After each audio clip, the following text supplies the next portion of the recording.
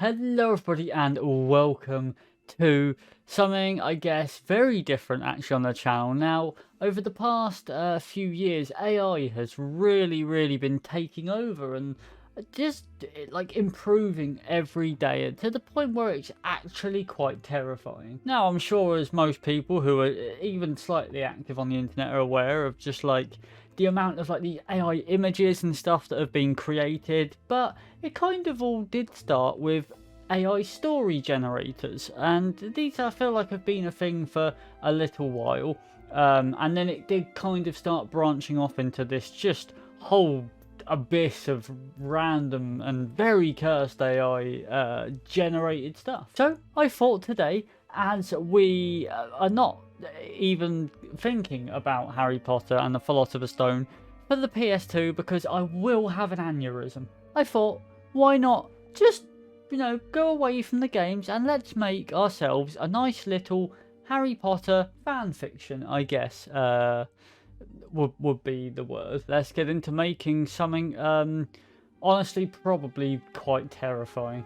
So if you are unaware, what happens here, all you have to do essentially is enter a prompt at the start of your story, and once you're done with your start, it will carry it on for you. So we're going to have to think of a nice little start for our Harry Potter fanfiction, and, well, just see where the magic takes us. Okay, now, what I will say is, not every character in this will be, completely tied into to the Harry Potter universe. I will say that, but our main character is, of course, going to be Hagrid. Because, well, he should have been the main character to start with. So the start of our story goes a little bit like this. Hagrid awoke in the hospital wing, his head spinning. As he opened his eyes, he saw a small figure sitting next to him. It was Margaret Thatcher.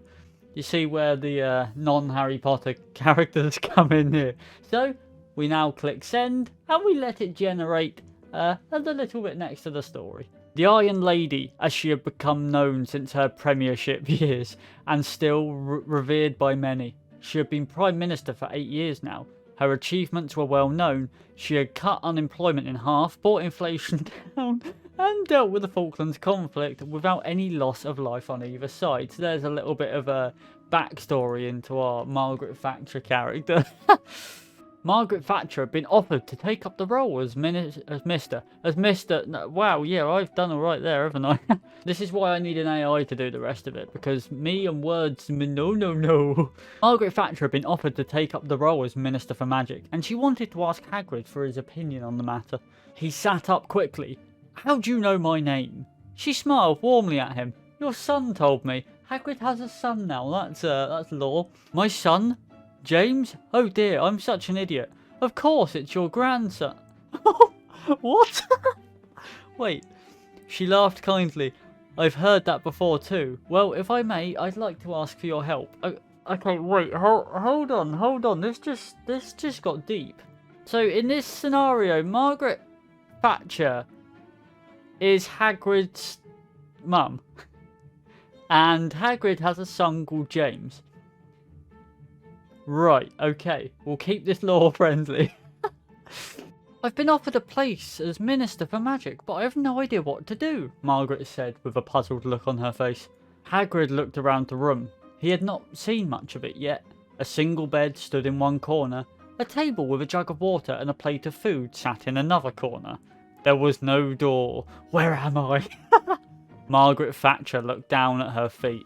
This is the room where all magicals are kept. When they come here, they're brought straight. Okay, so this is a room where all magicals are kept. I believe that's potentially meaning magical people, I guess? Margaret Thatcher looked down at her feet. This is the room where all magicals are kept. When they come here, they're brought straight to a bed and spiked with a gallon of liquefied heroin. Margaret was still looking at her feet, and she began to wonder why she only had 7 toes. Don't know why I thought that was part of this, but we'll see where this goes. Hagrid felt himself go cold. What? Why would someone want to spike me with heroin? Why else? She replied with a smile. Hagrid could see her stomach swell into an enormous white mass. Oh dear, oh dear. It grew larger and larger until it reached the size of a house. She looked up at Hagrid with sad eyes. I'm pregnant, Hagrid, and the baby is yours. I know you are my son and this is all types of wrong, but this is the magical world, so muggle laws don't apply here. She walked over to him and placed her hand on his cheek. You will be a father again. I can feel it in my bones. You'll need to choose a safe word that you won't forget. I think you should use cabbage, because you say it often enough anyway. Why does Hagrid say cabbage a lot? Is that like his cuss word? Oh, cabbages, Hagrid exclaimed with a worried look on his face. He pulled out his wand and used a spell to check on the baby. The room was spinning and he was having trouble focusing. He called out, "Is the child alive?" But Margaret Thatcher said nothing.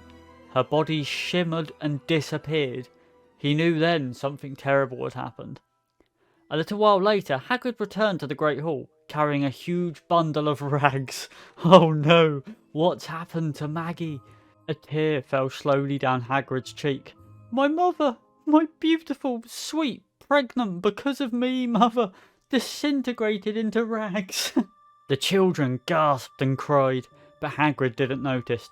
No, didn't notice? We'll try that one again. Children gasped. The children gasped and cried, but Hagrid didn't notice. No, oh my god! What? Why am I deciding to do this at like 4 o'clock in the morning? I don't know. I can't read when I feel awake. The children gasped and cried, but Hagrid didn't notice. He simply sat there holding a huge pile of clothes and a few parts of bodies.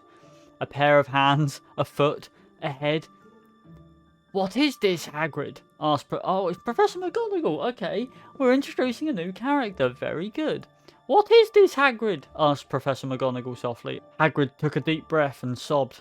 It's Margaret. One moment she were there, the next moment she was a pile of ash. I did everything wrong. I never chose a safe word. I thought she'd understand. I never even told her I loved her. I shouldn't have given her that damn heroin. Professor McGonagall stood up. I cannot let this happen again. If we don't do something soon, everyone will end up dead or addicted, Professor McGonagall said firmly with a hint of anger in. Okay, we're going to get rid of in. With a hint of anger. McGonagall drew her wand and pointed it at Hagrid. Cataclysm!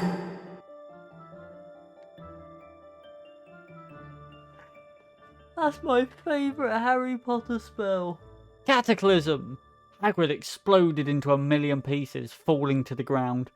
After a few moments, Professor McGonagall removed her wand and dropped to her knees. I'm sorry, Hagrid. I couldn't stop it from happening. I had no choice. The students watched in horror as Hagrid's remains disintegrated. Oh my god, we've killed our main character already. Hi, just interrupting. Want to make this quick, fast-paced. Explosions. Yeah! If you enjoy my content and do want to support me as a creator or just in general, my Patreon is going to be in the description. More explosions. Patreon just allows you to subscribe with like a monthly fee, I believe. It's a £5 a month. And you can just support me to get better equipment and just in general improve the quality of the videos, which I know it's hard to do. Look. It's a Greggs. I currently can't afford anything from there, but with your help, I potentially could. Thank you very much for just listening to me ramble on a little bit here. I'll let you get back to the wonderful video. Ron Weasley, on the other hand, was still stuffing his face with Victor Crumb's roasted balls. Yeah, all the main characters. Hey Ron, Hermione called out to him. Yeah, he replied with his mouth full of balls. Hermione rolled her eyes and left the Great Hall. At the Ministry of Magic, a young witch and wizard stood nervously in front of the Minister for Magic, which is we know now isn't going to be Margaret Thatcher. They were both wearing robes identical to those worn by the Minister. I don't really know where to take this, because it just took, like, for some reason it ended of Hermione coming into the story, talking to Ron. Ron just, you know, opened his mouth, which had balls in, and she just stormed out, and now all of a sudden we're at the Ministry of Magic. in which none of these characters were involved. So, the Minister was none other than Vernon Dursley. I feel like that makes sense. He was the Minister for Magic. After Harry Potter's parents had died, Vernon had taken it upon himself to raise the boy. Vernon was rather uncomfortable in his new position, and most of the people he worked with were older than him. However, despite his discomfort, he had agreed to take up the post after being urged to do so by his wife, Petunia. I feel like that is not particularly canon. Harry had killed Dudley Dursley, and Vernon wanted him to be locked up in Azkaban for the rest of his life. His only way to do so was to become the Minister for Magic. Petunia had argued that the best thing Vernon could do for his family was to take up the job. She had also reminded him that his salary would be quite large. The Minister for Magic signed the document and handed it back to the young wizards. "Thank you for coming, Mr. What? What? I think we've gone off the ropes a little bit here. We're gonna try and end this story up now by really taking it off the rails and going completely away from anything that's been happening here. The darkest witch of them all, Luna Lovegood, had found her way into the Ministry of Magic and started to shoot up the place with an AK-47. When a guard attempted to stop her, she fired on him, killing him instantly. Luna Lovegood had recently discovered a diary written by a wizard named Gregory Goyle. In the diary, Goyle discussed his true feelings about Harry Potter and how he hated him.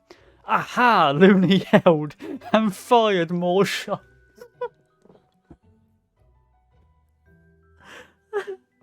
Okay, now I don't want the story to end. I'm invested again. This is what Luna had been looking for her entire life. All she wanted to do was cut off Harry Potter's balls, but she needed the help of Gregory Goyle to do so.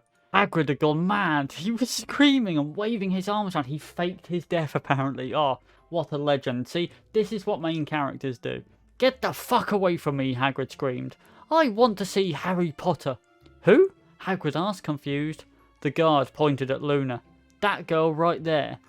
Hagrid turned. Okay, it doesn't make sense at all. Hagrid turned to look at Luna. "Oi, little bitch, I suggest you leave before I shove my magical umbrella so far up your arse it comes out the other end that you will never have to worry about rain again," Hagrid growled. As he was speaking, a guard grabbed hold of him. "Fuck off, you stinking hippogriff!" Hagrid knocked the guard out with a swift punch to the throat. "Harry Potter," Hagrid repeated. The guard came too, and he and Hagrid began to wrestle. Oh, sweet. Hagrid performed a tombstone pile driver on the guard and smashed his head into pieces. "If you ever speak to me like that again, I'll turn you into a toad," Hagrid said angrily. Don't really think that matters now. You know, his head's kind of... "Gotcha!" shouted the guard as he and Hagrid stopped fighting. Alright, he's alive still, never mind. He's just very powerful. "Okay, let's get this over with," the guard said quietly as he pulled out his wand. Hagrid farted so loud the whole ceiling shook and the chandelier that was above the guard fell on top of him.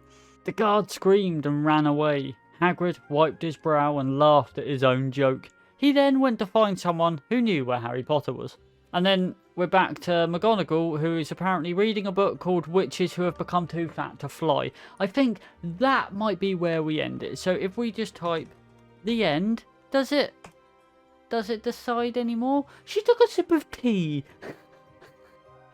Oh, and Rita... Okay, you know what? Rita Skeeter's just been introduced. This is definitely the end of our story. Now, of course, every good story needs a title. So we are going to use the random generator and we'll just generate the title via AI as well. Why the hell not? Standards of the accredited part-time wizarding teacher. Sounds gripping. There we are. That is our AI Harry Potter universe fan fiction, whatever happened here. Whatever it was, though, was incredible, I must say. I had a lot of fun with this. I actually might do something else like this because it was really fun. If you do want to maybe see another one of these, do leave it down in the comments. That would be wonderful. And also, if you are new around here and have enjoyed the content and aren't already subscribed, it would be wonderful if you would do so. So thank you very much for watching. I shall see you in the next video. Goodbye.